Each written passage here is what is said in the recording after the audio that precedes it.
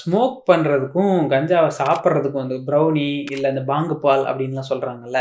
அப்படின்னு சொல்லி குடிக்கிறதுக்கும் வித்தியாசம் இருக்கும். ஏன்னா வந்து ஸ்மோக் பண்றது வந்து அவ்வளோ ஸ்ட்ராங்கா இருக்காது. இதுவே உள்ள போனா குடிச்சா வந்து ரொம்ப ஸ்ட்ராங்கா இருக்கும். 7, 8 மணி நேரத்துக்கு வந்து அந்த போதை இருக்கும் அப்டின்லாம் சொல்லுவாங்கல்ல. அதுக்கும் ஒரு சயன்டிஃபிக் ரீசன் இருக்கு. நீங்க ஜாயிண்ட் ஒரு பஃப் அடிக்கிறீங்க அப்டின்னா, ஃபர்ஸ்ட் இது எங்க போகும்? லங்ஸுக்கு போகும். லங்ஸுக்கு போன உடனே அது ரத்தத்தில கலந்துரும். ரத்தம் உடனடியா மூளைக்கு போகும்.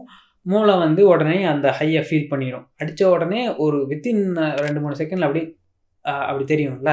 கஞ்சாவ தின்னுட்டீங்க அப்படின்னா, அது டைரக்ட்டா ரத்தத்துக்கு போகாது.